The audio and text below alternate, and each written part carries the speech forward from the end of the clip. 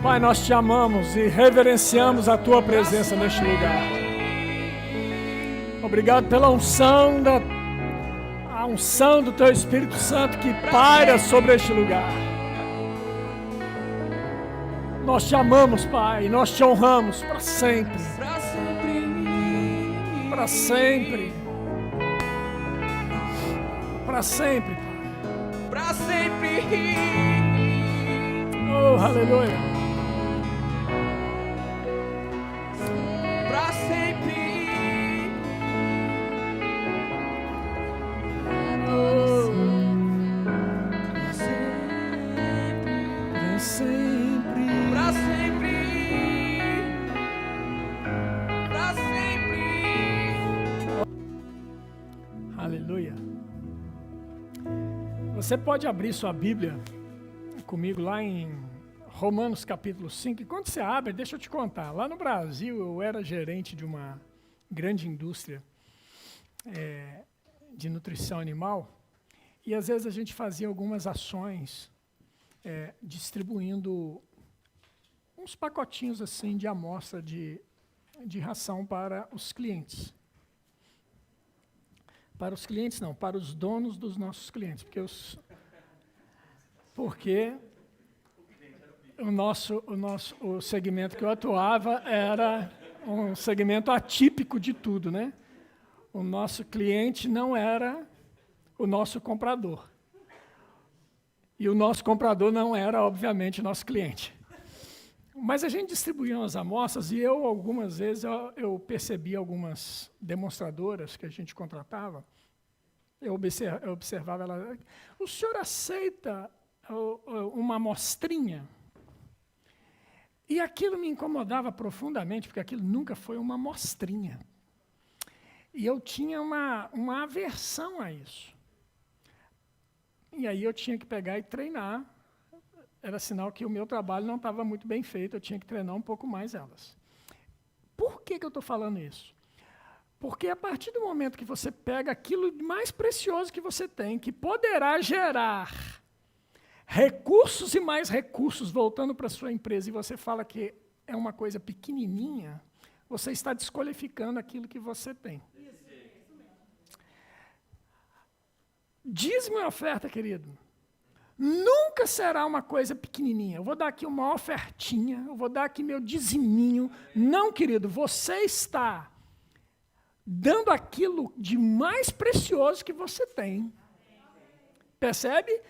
Com expectativa no coração, de que aquele que deu ontem vai dar amanhã, vai dar depois, vai dar sempre. Amém, irmão? E sempre vai voltar. Amém? Assim como um dono do cliente que levava uma amostra de qualidade para a casa dele, a nossa expectativa é que ele voltasse e comprasse o nosso produto, assim também é você com os dízimos e ofertas. Você não dá uma ofertinha. Gostei da palavra que o Gui deu aqui hoje. Muito boa, parabéns. Irmãos, você abriu lá em Romanos capítulo 5? Sim ou não? Versículo 17. Oh, aleluia. Romanos 5, 17. O tema da mensagem hoje, eu vou falar isso aqui especificamente para Amanda. Amanda, o tema da mensagem de hoje, Amanda, aponta aí para que eu não esqueça. Eu não esqueça. Não é você, é eu. Tema da mensagem. Estou calmo e permaneço calmo. Talvez você não entenda, mas a Amanda, ela me liga na segunda-feira perguntando, pastor, o senhor esqueceu de falar o tema da mensagem. Eu falei, ixi, espera aí que eu vou falar para você agora. Está tudo certo. Então, o tema da mensagem de hoje, Amanda, é como Deus me vê. Oh, aleluia! Glória a Deus! Olha que bênção! Como Deus me vê. Romanos capítulo 5, verso 17 diz assim, se pela ofensa de um e por meio de um só, reinou a morte, muito mais os que recebem a abundância da graça e o dom da justiça reinarão em vida por meio de um só, a saber, Jesus Cristo. Pois assim como por uma só ofensa veio o juízo sobre todos os homens para condenação, Assim também, por um só ato de justiça, oh glória a Deus, veio a graça sobre todos os homens. Fala assim, veio sobre mim. Veio a graça sobre todos os homens para a justificação que dá vida. Porque como pela desobediência de um só homem, muitos se tornaram pecadores. Assim também, por meio da obediência de um só, muitos se tornarão justos. Fala assim, está falando comigo. Ei, aleluia. Versículo 20. Sobreveio a lei para que avultasse a ofensa, mas onde abundou o pecado, superabundou a graça, a fim de que, como o pecado reinou pela morte, assim também reinasse a graça pela justiça para a vida eterna, mediante Jesus Cristo, nosso Senhor. Oh, aleluia! Podia fechar a Bíblia e ir embora para casa, porque esse texto, irmãos, ele é fantástico.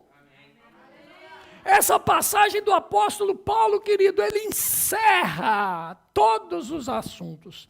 Como diz o apóstolo Pedro, na sua segunda carta, a segunda carta de Pedro, no capítulo 3, ele faz uma menção do apóstolo Paulo. Ele fala assim, como diz o nosso irmão Paulo, que fala coisas tremendas. Imagina bem, irmãos, o próprio apóstolo Pedro, que andou com o Senhor Jesus, vê Paulo e fala assim, esse cara fala coisas tremendas. E eu digo para você, isso aqui, essa parte da Bíblia, querido, se você não guardar nada da Bíblia, você guarda essa parte, querido, que você já vai ser muito bem sucedido. Porque você percebe aqui nessa parte, quem você era e quem você é. Aleluia. E a grande questão, irmãos, é que muitas pessoas, muitos de nós, eu vou falar muitos, porque são muitos mesmos, não conseguem observar, perceber quem são. E aí entra um problema sério, querido. Se eu não sei quem eu sou, como é que eu vou esperar que o outro seja alguma coisa? A minha perspectiva é completamente deturpada a partir do momento que eu não sei quem eu sou. Se eu não aprendo a me amar, querido, como que eu vou poder amar aos outros? A Bíblia fala assim que nós devemos amar aos outros como nós amamos a nós mesmos. Mas se eu não me amo, irmão, então eu vou fazer o que com o outro? O que eu vou fazer com o meu semelhante se, na verdade, eu não me amo? Se eu não me amo, o que é? Vamos lá. Às vezes o meu pensamento vai lá na frente, eu tenho que frear um pouco. Mas vamos lá. O que é amor? Ninguém vai falar? Fogo. Nenhum. Nem eu sei, Gui. Me ajuda a pregar, Gui. Irmão, tá bom. Se você não quer dizer o que é amor, o que é ódio?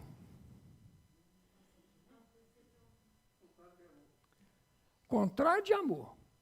O ódio é uma ausência de amor. Sim ou não? Eu posso afirmar isso? Posso. Porque onde há ódio é porque está faltando amor. Sim ou não? Então vamos lá. Se eu não tenho amor, o que tem em mim? Como eu vou amar alguém? Se dentro de mim só tem ódio, rancor, mágoa, inveja, todo sentimento faccioso, todo sentimento maligno, como eu vou poder amar alguém? Como eu vou olhar para uma outra pessoa que erra comigo e vou falar assim, rapaz, eu vou continuar caminhando com você porque eu te amo? Como? Como que eu vou olhar para a Lisiane, essa mulher maravilhosa? Oh, rapaz do céu, meu Deus do céu. Hoje ela chegou assim para mim, eu já estou pronta. Na hora que eu olhei assim, aquele rosto brilhante, radiante, eu falei assim, meu Deus, você está linda como você estava quando eu te vi pela primeira vez. Meu Deus do céu, que mulher. Pronto. Fiz o meu merchan aqui hoje com ela. Irmãos, quando eu olho para a Lisiane, o que me faz, dia após dia, a continuar amando essa mulher? Se no dia a dia, nem toda hora, eu estou elogiando ela sim. Irmãos, às vezes a gente se pega. Às vezes a gente tem atritos. Um casal tem atritos, tem discordâncias. Agora, o que me faz continuar amando-a? Primeiro lugar, querido, antes de tudo, é que eu me amo. E se eu me amo, eu posso amar ela como ela merece ser amada. Percebe, irmão? Agora, se eu me odeio, querido, eu só vou poder odiá-la. Porque uma árvore, amados, a Bíblia diz que uma árvore não pode dar 2 frutos. Não tem como. A jabuticabeira me quebra por uns lados aí, quando eu falo que a jabuticaba, o fruto só dá nos galhos. Aí vem a jabuticabeira e quebra tudo e tem jabuticaba no tronco. Mas fruto, irmão, não tem jeito. Se é jabuticaba, vai dar jabuticaba. Se é laranja, vai dar laranja. Não tem como, nunca vi falar uma única árvore que desse 2 frutos diferentes. Percebe, irmão? Vocês estão comigo? Pronto. Então, se eu posso amar ao meu irmão, eu tenho que começar a me ver, irmãos. Para que eu veja as outras pessoas como Deus as vê, eu preciso primeiro começar a perceber como Deus me vê. Como que Deus me vê? O problema é que muitos de nós, irmãos, e aí eu volto lá na fase inicial, muitos de nós não conseguem enxergar como Deus vê você mesmo. A gente não consegue ver. A gente se acha, me perdoa a expressão, mas a gente se acha o mais inferior de todos os seres. As fezes do mosquito do cavalo do bandido. É assim que a gente se vê inferiorizado. Nós somos o bichinho de Jacó. Alguns dizem. Pobre, cego, nu. Ei, quem disse que você é assim? Quando Deus não diz isso a seu respeito. O que Deus diz a seu respeito, irmão? Fica com aquilo que Deus diz. Ah, pastor, mas está escrito na Bíblia. Irmãos, aprenda a estudar a Bíblia. A Bíblia trata com 3 povos distintos. Ela trata com o povo de Israel, ela trata com o povo gentio e ela trata com a igreja. Então você tem que saber quando Deus está falando com o povo gentio, com o povo de Israel e com a igreja. Se você não entender isso, se você não perceber isso, você vai misturar um monte de coisa e vai dar margem para diversas heresias. De dizer que Deus está falando uma coisa quando Deus não está falando para você. Amém, irmão? Amém. Eu posso pedir ajuda aqui de 2 universitários? Para a gente continuar na ministração, vocês me ajudam? Queria chamar aqui o Guilherme, tenha bondade. Queria chamar aqui... Vem cá, Alan, por favor. Deixa eu ver aqui a minha cola. Glória a Deus. Glória a Deus. Aleluia. Aleluia. Aleluia. Pronto. Vocês vão mostrar para eles assim, virado de acordo com o que eu vou dar para vocês. Hein? Não passa para frente, não. Assim, que nem aquela videozinho da irmã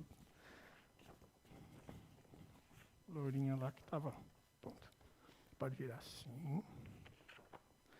Aí, tá vendo? Tá a ver? Pronto, agora fica quietinho aí. Não mexe não, hein? O que está escrito aí, igreja? Assassinos. 2 assassinos. E aí talvez você possa dizer assim para mim: assassino tem que ser condenado.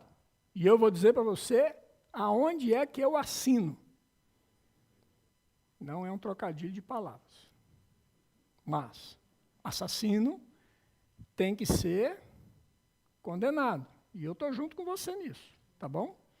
Mas, vamos lá. Quando a gente pega e vê na Bíblia alguns exemplos de pessoas que foram assassinas, a gente vê uma forma de tratamento da parte de Deus diferente do que a gente está acostumado a ver. Sim ou não? Então vamos lá. Tenho 2 assassinos aqui. Se nós pegarmos... Não, eles não são assassinos. Apesar de que esse aqui é carioca, mas ele é...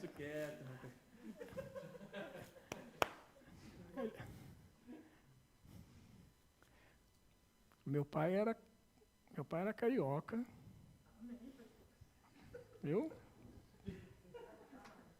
Eu amo o Rio de Janeiro. O estado do Rio.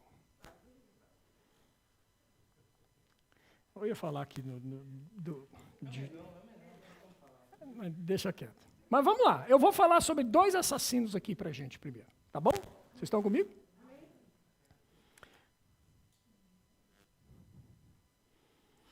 Primeiro assassino. Pode apresentar ele, irmão Guilherme, por favor. Isso. Quem que é esse assassino? Primeiro assassino, Paulo. Vamos ver. Atos capítulo 8, abre lá comigo. Primeiro assassino, Paulo. Também conhecido como Saulo. Deus mudou o nome de Saulo, sim ou não, igreja? Não. Sim ou não? Não. Deus nunca mudou o nome de Saulo. O nome dele era Saulo, também chamado Paulo.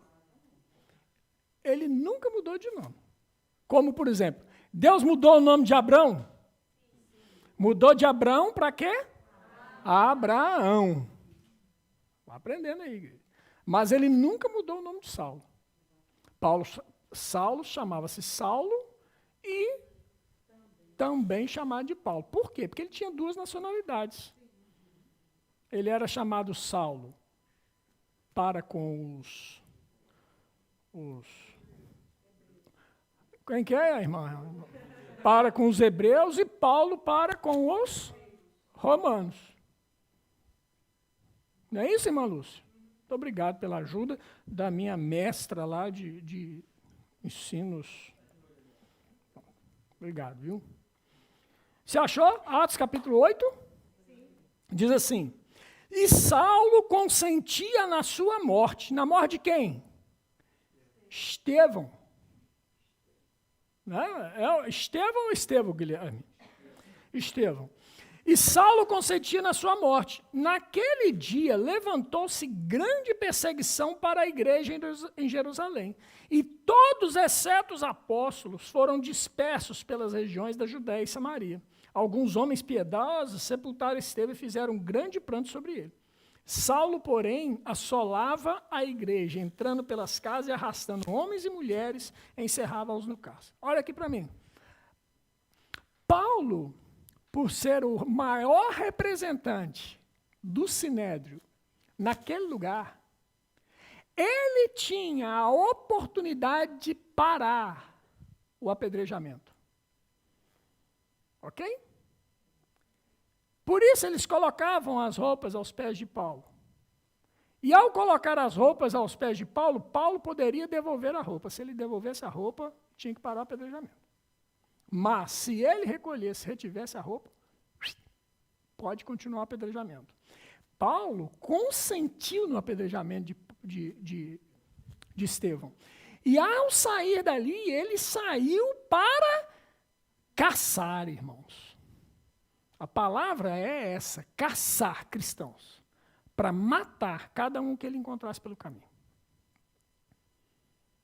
Porque não vai achando que, não, vamos para lá, vou levar você vai ser julgado e vai ser um tribunal, sabe, muito justo, vai ter um advogado para te defender, que...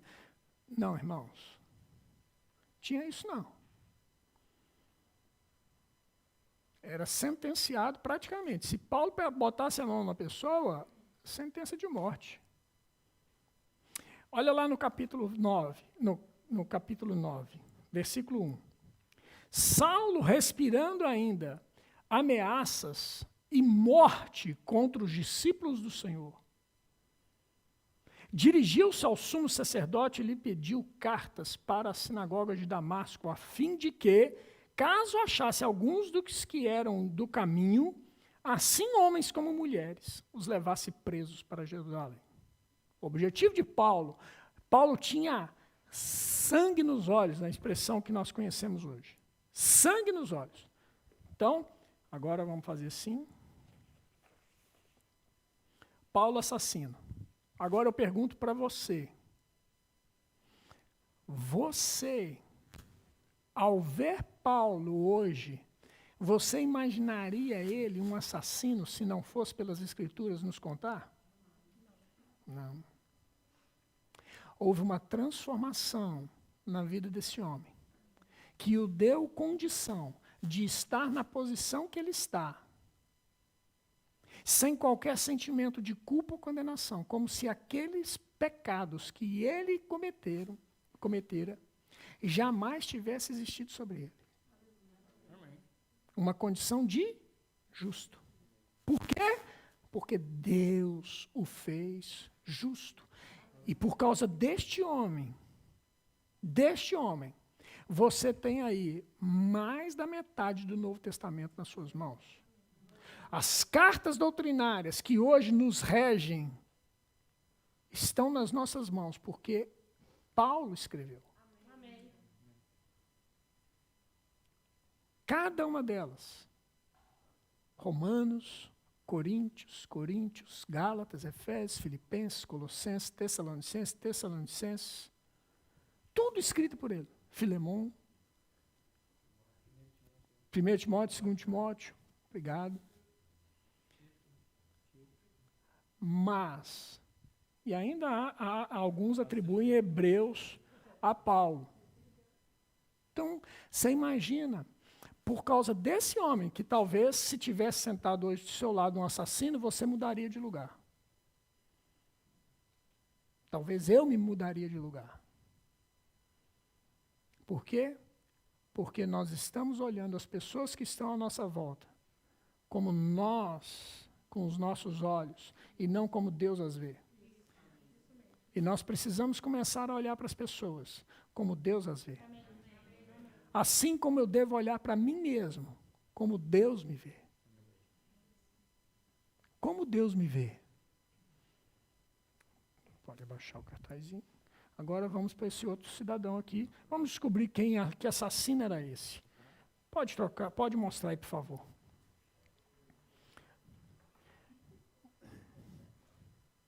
Eres Codó, né? Êxodo capítulo 2, verso 11. Segundo assassino, Moisés. Moisés, príncipe do Egito. Filho da filha de Faraó. De repente, ele descobre que ele era hebreu. Ó.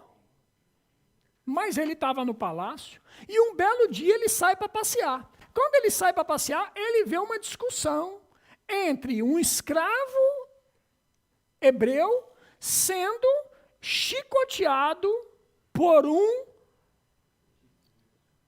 carrasco egípcio lá, capataz, um desses que tomava conta dos escravos. E aí, no versículo 11, Êxodo 2:11, diz assim: naqueles dias, sendo Moisés já homem, saiu a seus irmãos e viu os seus labores penosos. E viu que certo egípcio espancava um hebreu, um do seu povo.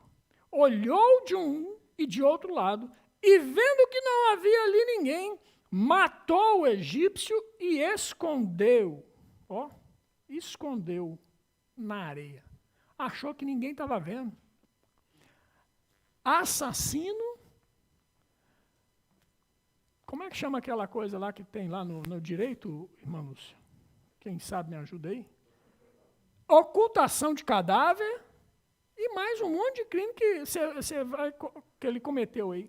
Aí eu te pergunto, você conhece o seu vizinho e descobre que o seu vizinho é isso, assassino como Moisés, matou uma pessoa. Como é que é a sua reação? Como é que você vê Moisés? Moisés, querido, por causa de Moisés, nós temos o libertador. Deus viu o que em Moisés? Quando todos viam um assassino, Deus viu em Moisés um libertador. Viu aquele que era fiel para poder guardar as leis. Viu aquele que era fiel para conduzir um povo murmurador por todo o deserto. Moisés, o assassino para muitos, para Deus, o libertador. Como você vê Moisés? Como você tem se visto, irmão? Você tem se visto de uma maneira, pastor, mas eu não sou um assassino. Ok. Talvez você não seja um assassino. Mas como você tem se visto? Você tem se visto como Deus te vê? Ou você acha que você não vale nada? Que você não serve para nada? Que o seu tempo já passou? Que o seu casamento não serve? Que o seu trabalho não presta? Que o seu patrão não vale nada? Por quê? Porque você consegue só mesmo olhar para você mesmo e achar que você não tem condições de fazer mais nada na vida, porque você não vale nada. Mas é assim que Deus te vê? Não, irmãos. 2 assassinos. Um se tornou libertador de Israel. O outro se tornou aquele que haveria de entregar para mim e para você 2000 anos depois.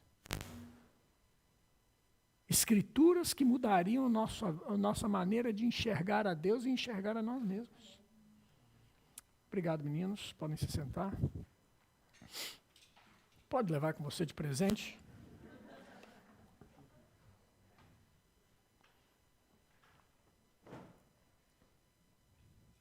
Agora, olha só. Êxodo capítulo 3, verso 7. Como Deus viu Moisés? Deus viu Moisés um libertador. Êxodo 3,7 diz assim, olha, disse ainda o Senhor, certamente vi a aflição do meu povo que está no Egito e ouvi o seu clamor, por causa dos seus exatores. Conheço-lhe sofrimento. Por isso desci a fim de livrá-lo da mão dos egípcios e para fazê-lo subir daquela terra a uma terra boa e ampla, terra que mana leite e mel, a lugar do cananeu, do eteu, do amorreu, do fariseu, do heveu, do jebuseu. Pois o clamor dos filhos de Israel chegou até mim e também vejo a opressão com que os egípcios os estão oprimindo. Vem agora e eu te enviarei a Faraó para que tires o meu povo, os filhos de Israel, do Egito. Então disse Moisés a Deus, quem sou eu para ir a Faraó e tirar do Egito os filhos de Israel? Deus lhe respondeu, eu serei contigo, e este será o sinal que eu te enviei. Depois de haveres tirado o povo do Egito, servireis a Deus neste monte. Olha para mim aqui, irmão. Se você pegar esse texto e começar a estudar esse texto, você vai ver Moisés simplesmente dizendo, eu não posso, eu não sei, eu não consigo. O tempo todo ele começa a razoar com Deus, ele começa a discutir com Deus as suas limitações, dizendo que não é possível, eu não posso tirar esse povo daqui. Eu sou um homem de pesada língua. Moisés era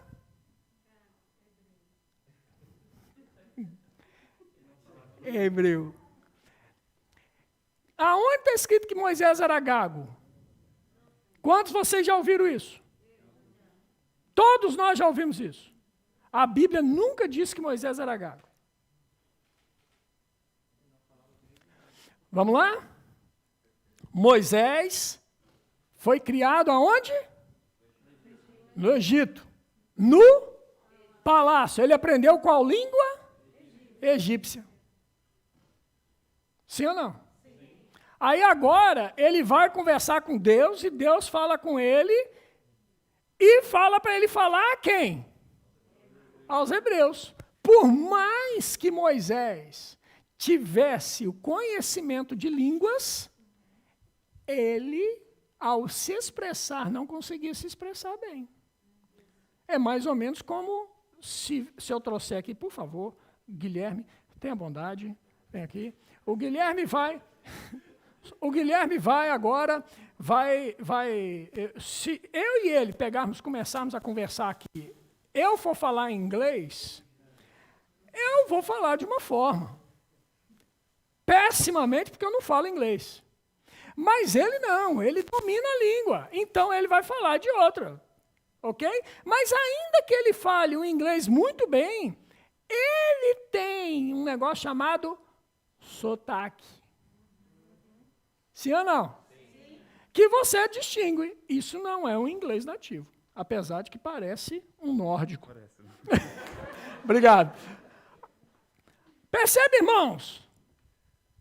Ainda que você percebe na dicção que existe alguma coisa que fala, esse não é nativo. Ele é uma pessoa que sabe falar inglês. Sim ou não? Pronto. Moisés era a mesma coisa. Ele não tinha aquela fluidez no falar, ele não era gago. E aí o que Deus faz? Tá bom, já que você não quer falar, levanta Arão. Por que Arão? Porque Arão viveu com o povo hebreu o tempo todo, nunca foi para o palácio, então ele falava a língua do povo. Por isso. Então você fala para Arão, Arão pega e fala para o povo. É mais ou menos como de vez em quando a gente pega aqui algumas pessoas que vêm pregar e tem o intérprete, tradutor. Sim ou não?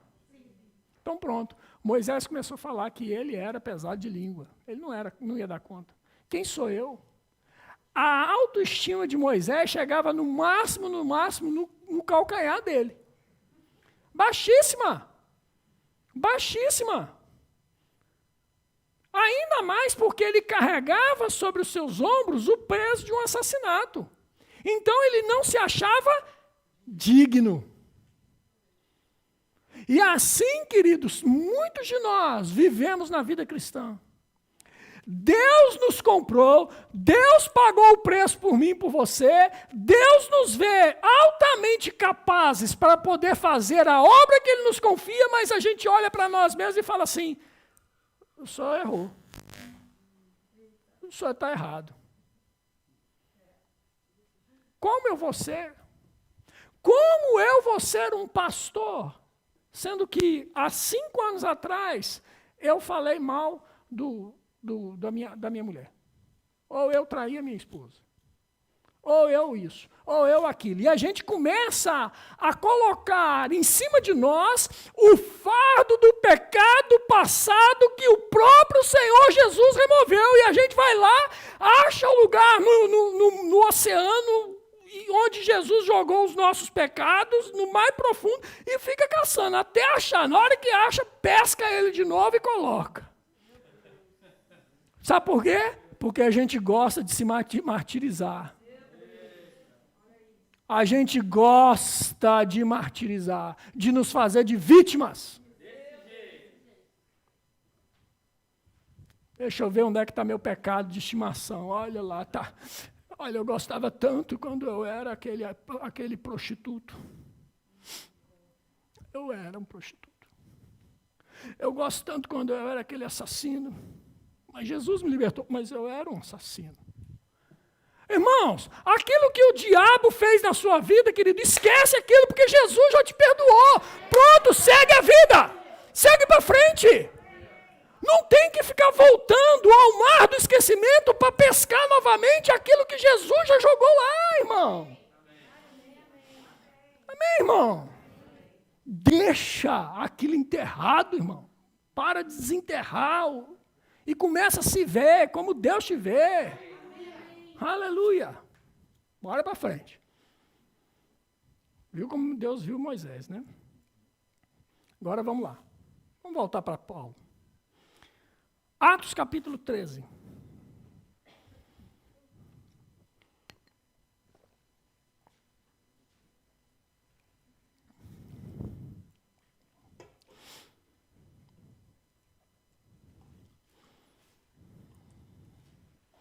Aleluia. Atos capítulo de número 13. Como Deus viu Saulo? Como Deus vê Saulo? Versículo de número 46. Diz assim, Atos 13, 46. Então, Paulo e Barnabé, falando ousadamente, disseram: cumpria que a vós outros, em primeiro lugar, fosse pregada a palavra de Deus. A vós outros quem?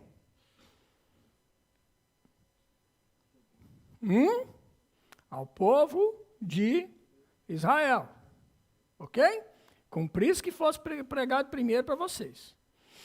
Fosse pregada a palavra de Deus. Mas, posto que a rejeitais e a vós mesmos vos julgais indignos da vida eterna, eis aí que vos volvemos para quem?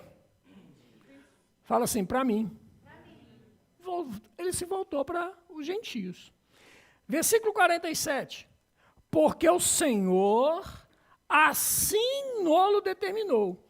Eu te constituí para a luz dos gentios, a fim de que sejas para a salvação até aos confins da terra.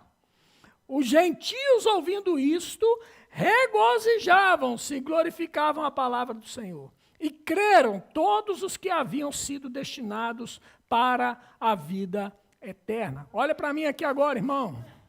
Aleluia. Eu amo isso, irmãos. Por quê? Porque agora eu e você deixamos de ser gentios e passamos a ser igreja. Porque alguém um dia teve a revelação de Deus, de quem ele era, e não se escusou de ser aquilo que Deus o havia chamado para ser. Ele poderia muito bem falar assim: vou continuar aqui pregando para esse povo rebelde aqui de Israel. Não, irmão. Ele falou assim, olha, quer saber de uma coisa? Fique Pedro pregando para eles. Fique aqui Tiago e os demais apóstolos aqui pregando para eles. Eu vou pregar para os gentios. Por quê? Porque eu sei quem eu sou. Eu sei como Deus me vê. E Ele me vê como luz para os gentios. Então, bora que tem muita coisa que fazer, eu não tenho tempo a perder. Eu não tenho tempo a perder com aquilo que eu fiz no passado. Eu não tenho tempo a perder se eu fui um assassino, se eu fui um perseguidor da igreja. Eu não tenho tempo a perder com isso. Eu vou para cima daquilo que Deus mandou eu fazer. Ei, quem pode me ajudar? Barnabé, eu estou aqui, eu vou contigo. Bora lá, Barnabé, vamos. Como é que ele fala lá? Esses que... Como é que é aquele texto que fala que esses que atormentavam o mundo, esses que perturbam o mundo, chegou até nós. Perturbam por quê? Porque eles foram ousados em pregar a palavra. Eles foram para todos os cantos que tinha, irmãos, e começaram a pregar. Por quê? Porque eles começaram a se ver como eles realmente são. Paulo começou a se ver não como um ex-assassino. Eu sou um ex-assassino. Como é que é aquele lá? Aquele que fazia propaganda lá? 17 vezes, né? Fui 17 vezes no inferno, e não sei o quê. Não sei o quê, eu não sei isso, eu não sei aquilo, eu fiz isso, eu fui isso, eu fui isso, eu fui isso, eu fui isso, fazendo maior propaganda daquilo que o diabo fez na vida do sujeito. Ei, irmão, glória a Deus que Deus te libertou do inferno. Mas aqui, vamos falar, eu aprendi uma coisa também na minha vida profissional. A gente não fica fazendo alarde daquilo que o concorrente está fazendo, não. A gente faz propaganda daquilo que a gente faz de bom. Dos nossos produtos. Irmão, eu tenho que fazer propaganda do reino de Deus. Ei, Deus é bom. A palavra do Senhor funciona nos dias de hoje. Eu vou pregar em tempo e fora de tempo. É assim, irmãos, que a palavra de Deus é expandida e glorificada. Não é eu ficar revolvendo o tempo todo naquele mesmo ponto.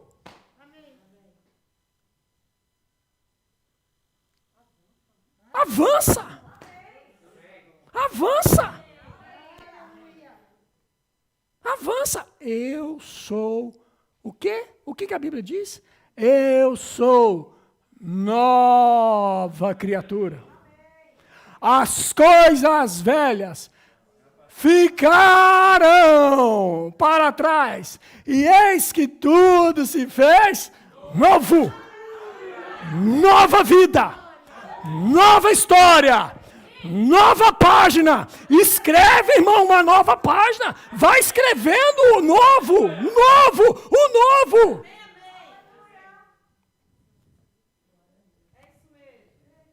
Espera aí, deixa eu ver o que eu fiz em dezembro de 81. Eu estava comemorando lá em dezembro de 81. Não, mas o que eu fiz?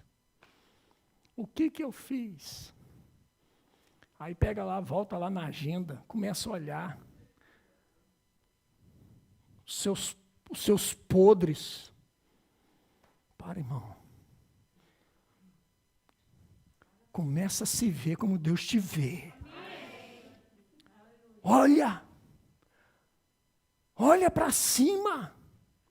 Ei, deixa eu dizer uma coisa. Tem um texto que fala lá, eu acho que Colossenses, que fala: tudo que é puro, tudo que é santo, seja isso, que ocupe o vosso pensamento.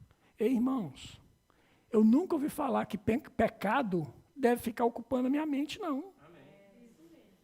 Pecado passado, eu vou ocupar minha mente com isso. Para, irmão. Presta atenção. Quem vive assim, querido, nunca consegue avançar. Nunca. Vai sempre viver na dependência da muleta que ele mesmo criou para poder andar.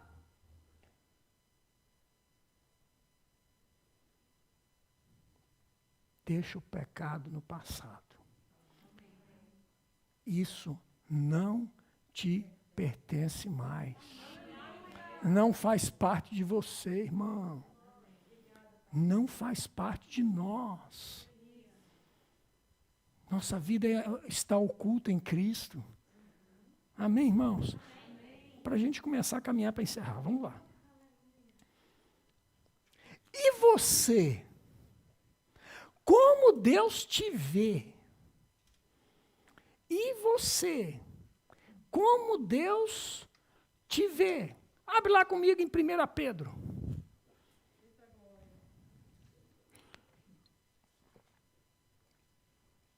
Queria pedir o pessoal do louvor para poder vir. 1 Pedro capítulo 2. Aleluia. 1 Pedro capítulo 2, verso de número 9. Eu preguei sobre esse texto aqui recentemente, fazendo um paralelo com Jonas. 1 Pedro capítulo 2, verso 9, diz assim: vós, porém, quem é vós? Fala assim, está falando comigo? Vós, porém, sois. Olha o que você é, irmão. Presta atenção no que você é. Raça eleita. Sacerdócio real. Nação santa. Tem uma música assim, não tem? Não tem. Nação santa. Povo de propriedade. Ei, olha, presta atenção nisso. Meu Deus. Povo de propriedade exclusiva. Laila, presta atenção. Você é propriedade exclusiva do seu papai. Nós somos propriedade exclusiva. Nós temos alguém que é dono de nós mesmos. Nós pertencemos a Ele e ninguém mexe. Ei, deixa eu te falar um negócio. Nas minhas gavetas ninguém põe a mão. Não. Lá nas minhas gavetas, a Lisiane pode até mexer, mas ela não mexe. Porque ela sabe que eu gosto de guardar o negócio aqui, o outro aqui e outro aqui. O meu pai era assim. Tudo no lugarzinho ali. Eu não sou tão organizado quanto meu pai era, não. Mas pelo menos eu sei mais ou menos onde é que está tudo ali dentro da minha gaveta. O meu pai ficou cego. Sabe o que aconteceu? Depois que ele ficou cego, ele continuou a vida dele normal dentro de casa. Por quê? Porque ele sabia tudo onde estava. Ele abria a gaveta dele, ele sabia que o primeiro da esquerda para a direita era o remédio das 10 horas. Ele ia lá e pegava ele, tomava. Totalmente independente, ninguém precisava ir lá se falar, agora é esse remédio aqui, pai. Ninguém fez isso para ele. Por quê? Porque ele sabia exatamente onde estavam as coisas dele. Ele era senhor daquela gaveta. Ninguém mexia nas gavetas dele. Deixa eu dizer uma coisa, querido. Você é de Deus. Ninguém mexe com você. Ninguém pode mexer com você. Oh, aleluia. Agora presta atenção. Quem você é?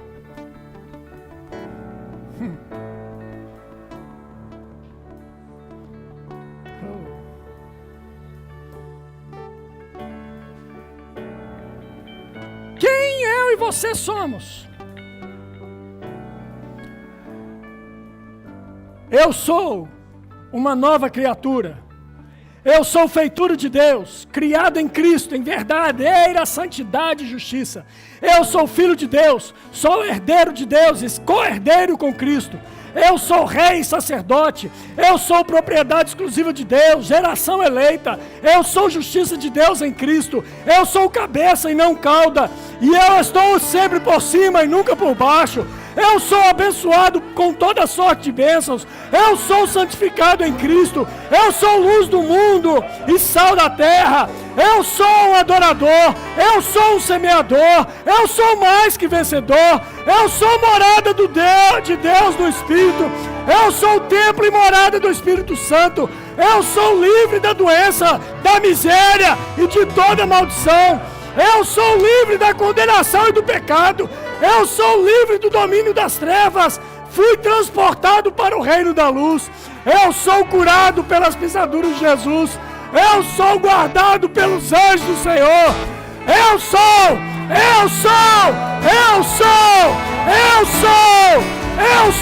tudo que a Bíblia diz que eu sou.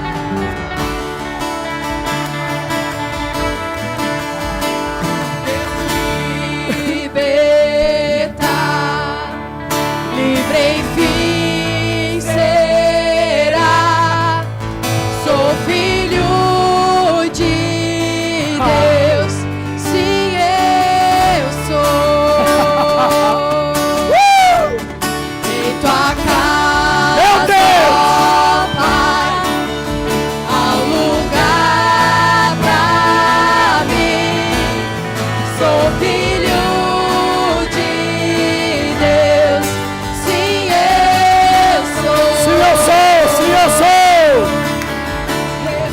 Escolhido, perdoado. Eu sou quem dizes que eu sou. Eu sou o que ele diz que eu sou. Tu és por mim Até o fim. Eu sou quem dizes que eu sou.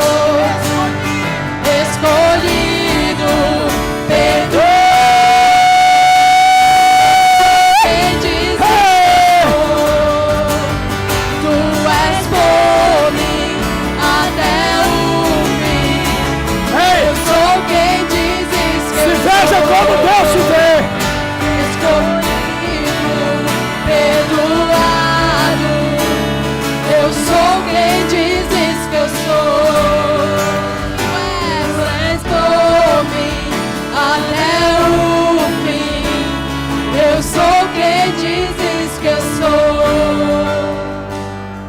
Eu sou quem dizes que eu sou. Eu sou quem dizes que eu sou. Recentemente, eu vou ler. Recentemente, deixa eu ver se eu acho. Uma pessoa que eu respeito e admiro muito, chamado Sâmia Rocha. Ela fez uma postagem. E nessa postagem, aleluia, achei. Nessa postagem, impactou muito minha vida e eu, inclusive, compartilhei com Lise, para Lise poder ler e pedir a Sâmia para ela me enviar o link da ministração. E ela mandou para mim. E essa postagem que ela fez dizia o seguinte: nunca deixe pensamentos contrários à palavra sem resposta. Podem não estar a ser propagados pela sua boca, mas estão a criar raízes na sua mente.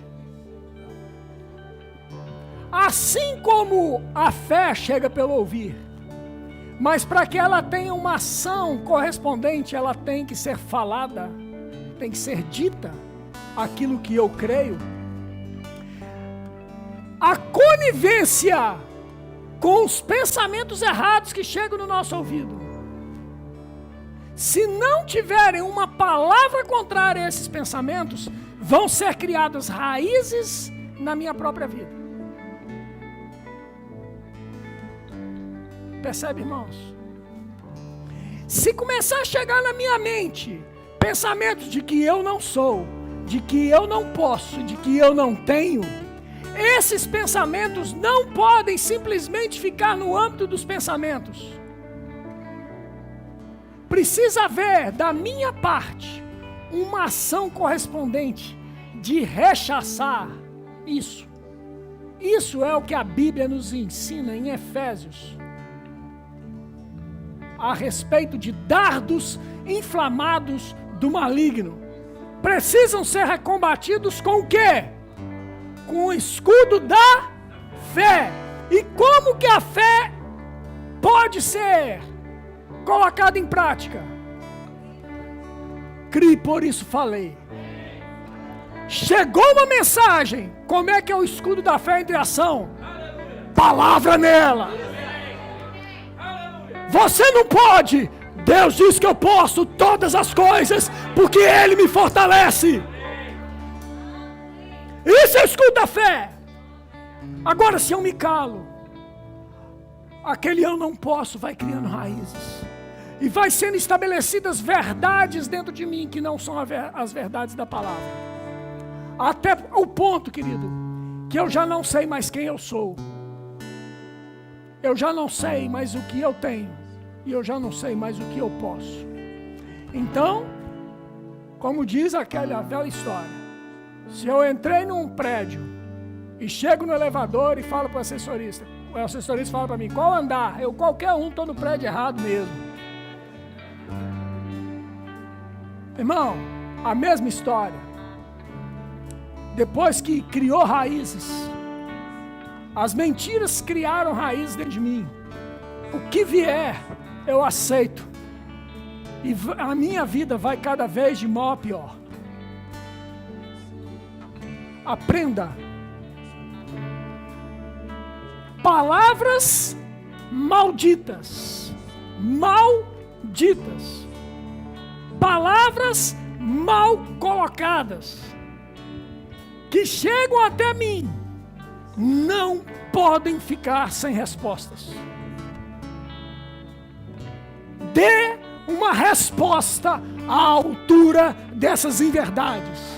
E a resposta à altura dessas inverdades é a palavra de Deus saindo da sua boca com a mesma velocidade que chegou a mentira. Aleluia.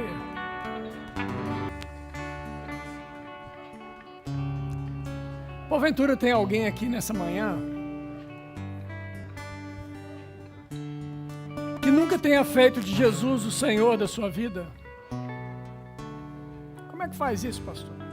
E para que faz isso? Aquilo que nós acreditamos por dentro tem que ser dito por fora.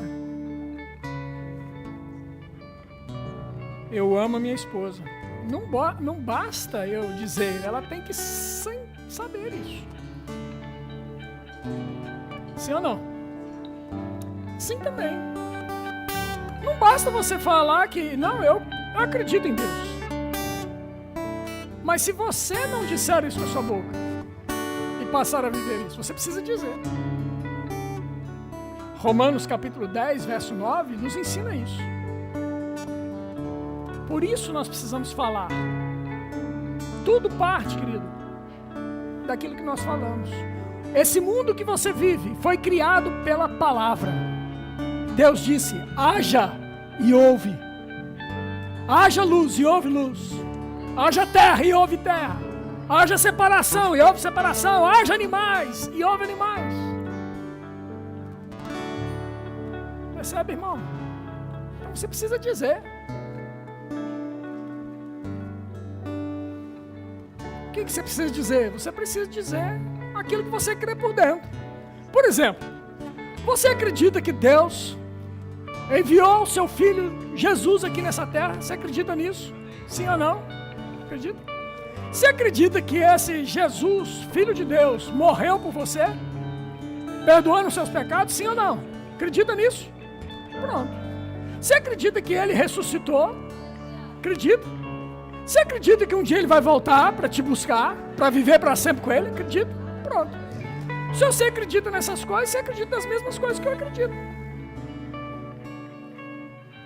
E talvez o que nos faça a diferença é que eu já disse isso um dia, e você hoje vai dizer. E aí nós ficamos empatados.